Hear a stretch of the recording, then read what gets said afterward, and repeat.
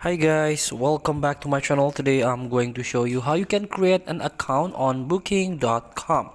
So you can create the account, booking.com account from mobile or from PC. So I want to show you from mobile for easier access. So you can install from Play Store or App Store, and let's open the booking.com.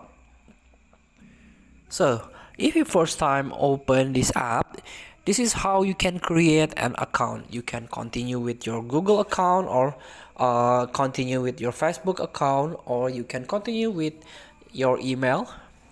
So let's try continue with one of the apps. If you find this error too many attempts, please try again later. So you have to wait until the server of booking.com normal. So you can try again with the Google, or continue with other email except Google. So here we go. I successful create the booking.com account via Google email.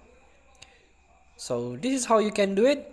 You can tap on your profile page to manage your accounts, reward and wallet, generous loyalty program, review, and so on.